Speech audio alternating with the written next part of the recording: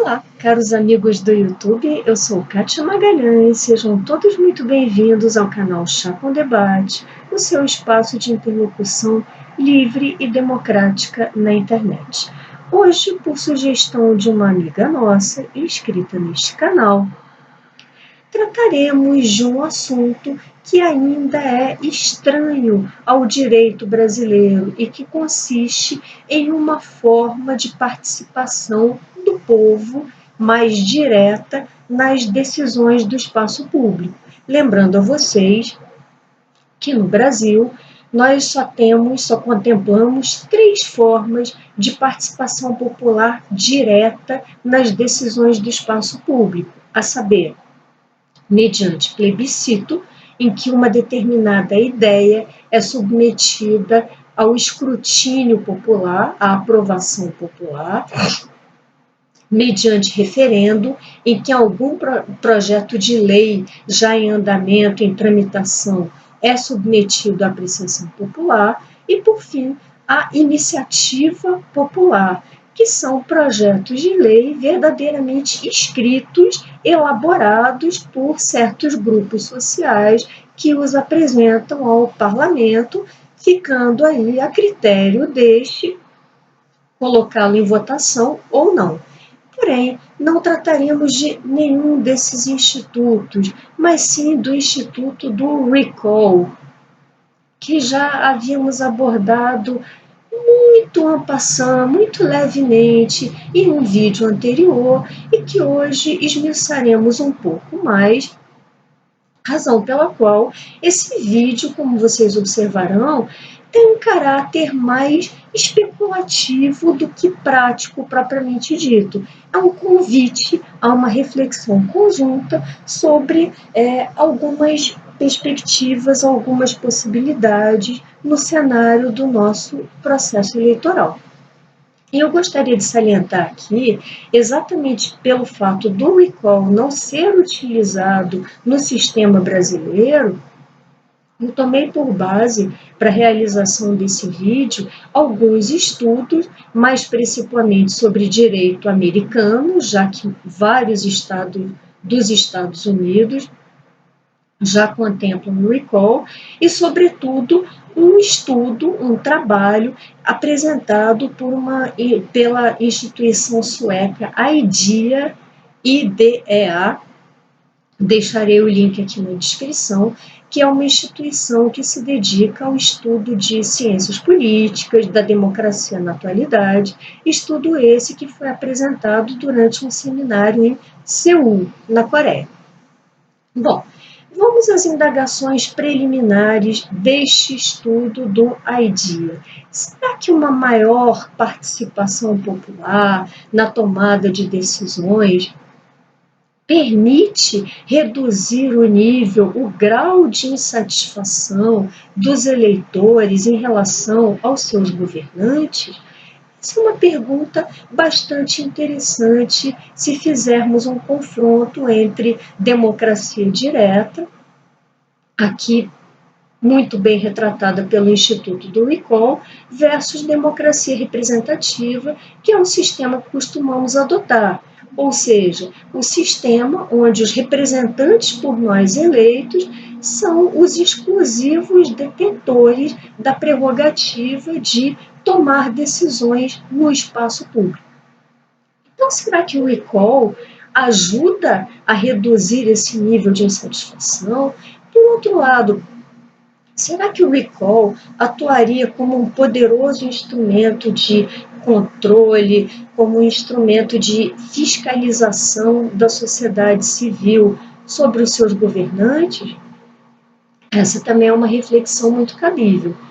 E, para falarmos um pouco de recall, eu pensei os principais tópicos abordados por esse estudo apresentado na Coreia e que mostram as enormes controvérsias envolvidas nesse instituto. Bom, antes de mais nada, quem pode ser objeto de recall? O recall costuma ser um instituto habitualmente empregado em países que adotam a separação de poderes, executivo, legislativo e judiciário. E como a meu ver, não poderia deixar de ser, esse estudo constatou, sobretudo com base na experiência norte-americana, que os principais mandatários, objeto de recall, costumam ser ocupantes de cargos no Poder Executivo, já que, segundo esse estudo, os Estados Unidos não contemplariam um mecanismo para recall de parlamentares. E aqui me permito um breve parêntese, que é uma consideração minha e não do Instituto IDEA. Pois é, fiquei me perguntando, por que será que os membros do executivo são habitualmente os alvos preferenciais de processos de recall? Imagino eu que isso se deve ao fato da atuação de um membro do executivo em qualquer esfera de poder, municipal, estadual, federal. A atuação do executivo é sentida, é percebida muito mais diretamente pelos governados do que, por exemplo, a atuação de um parlamentar. Pensemos, quem vocês podem julgar com mais facilidade? Aquele mandatário que gerencia a iluminação pública das ruas da cidade onde você mora, que gerencia o seu sistema de segurança pública, de polícias militares, ou um parlamentar envolvido em debates de projetos de lei, de leis em andamento, onde a sua participação costuma se diluir bastante entre seus pares. Não à toa, em vários países usamos a palavra pares, Pair de France, por exemplo, para designar parlamentares, porque realmente são diversos pares, é um colegiado inteiro encarregado da tomada de decisões, enquanto que nos planos do executivo, em todas as suas esferas, o cidadão me parece perceber com muito mais clareza a eficiência, a dedicação daquele mandatário. Então, esse é o parênteses que eu me permiti trazer em relação ao estudo do IDEA. Ponto 2. Em que circunstâncias são cabíveis processos de recall? E aí, mais uma vez, referindo-se à experiência norte-americana, os vários estados dos Estados Unidos costumam ter dispositivos sobre os fundamentos que motivariam tal processo. E aí o estudo nos remete a casos bastante pitorescos, diria eu, que são alguns processos de recall, sobretudo de prefeitos, lembrando que prefeitos são os alvos preferenciais do recall, sobretudo nos Estados Unidos. São alguns prefeitos que podem ser removidos do seu cargo por fundamentos que vão de motivos fúteis, como, por exemplo, a escolha de um determinado local para estacionamento público, a demissão de um guarda de trânsito, de um bombeiro, até causas muito graves, crimes dolosos, crimes contra o erário público, etc. Nesses últimos casos, como muito bem acentuado pelo estudo, é imprescindível definir quem vai julgar aquela autoridade pela prática de crime. Quem será o responsável pelo julgamento, no caso de um prefeito ou de um governador de estado, por um determinado crime? Será um juiz togado? Será a Câmara de Vereadores ou correspondente a isso nos Estados Unidos, já que estamos tratando da experiência americana? Será a Assembleia Legislativa? Quem será? Segundo esse artigo, é indispensável a colocação do juiz, do julgador, a estipulação, a definição de um determinado julgador dessa pessoa que será objeto de recall. Outro questionamento importante: quando, em que momento se pode proceder a um recall? E aí, as legislações, os dispositivos estaduais nos Estados Unidos são bem variáveis e podem permitir desde recall logo no início do mandato, como recall após a metade do mandato, após 2/3 do mandato. Os críticos do recall, sobretudo de um recall muito prematuro, muito precoce, costumam alegar que esse poderia ser um instrumento facilmente manipulável pela oposição. E aí é bem compreensível. O candidato perdedor, vendo que não conseguiu lograr êxito no pleito eleitoral, propõe a coleta de assinaturas para o recall do seu oponente, que foi devidamente empossado, e o faz dentro de pouquíssimo tempo, dentro de alguns meses, dentro de menos de um ano, quando geralmente costuma ser difícil avaliar em toda a sua magnitude a atuação de um gestor público. Então, esse estudo acentua o prazo para o oferecimento de recall como um critério importantíssimo das legislações. Bom, agora vamos ao processo de recall propriamente dito. A necessidade de clareza, de enorme transparência. E aí, qual a grande referência trazida pelo IDEA? O recall promovido na Venezuela em 2004, sob o governo chavista, cuja Constituição contemplava a possibilidade de recall até mesmo de um presidente da República. Então, como sabemos, Chaves foi objeto de um recall ou de um suposto processo de recall que foi comprovadamente fraudulento e conseguiu permanecer no cargo, alegando a seus opositores que assim permaneceu conforme a soberana e plena decisão popular.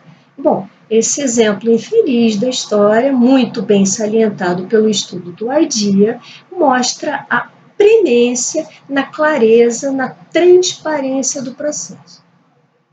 E aí surgem algumas questões ao longo de todo o processo.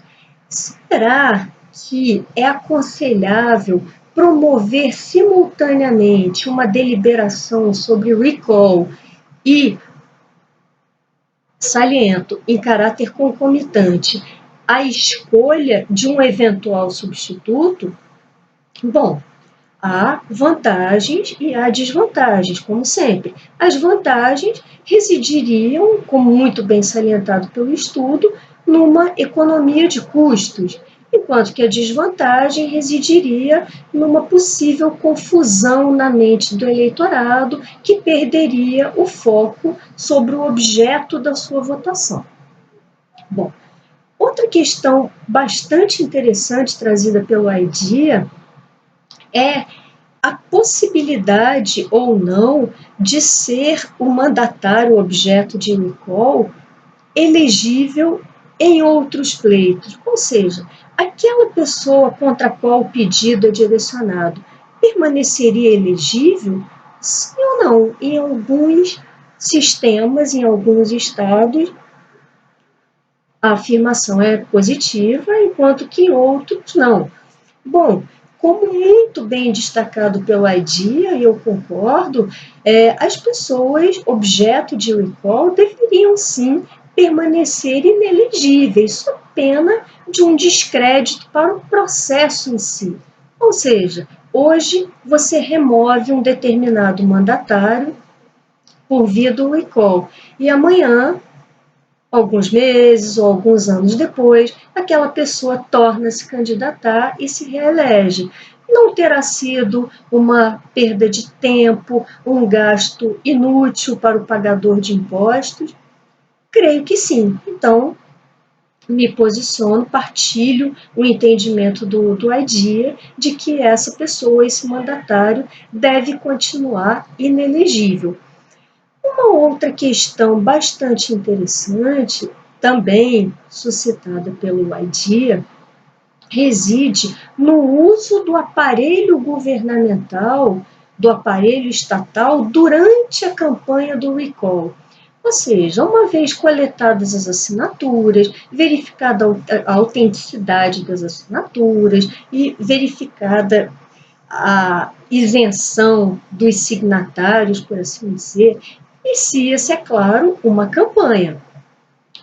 O titular do cargo em xeque vai tentar mostrar que ele é, sim, um ótimo gestor, que ele exerce suas atividades com competência, com probidade, enquanto que a oposição tentará desacreditá-lo. Só que o titular do cargo dispõe da máquina pública na mão, inclusive de instalações, de prédios, onde ele mesmo atua.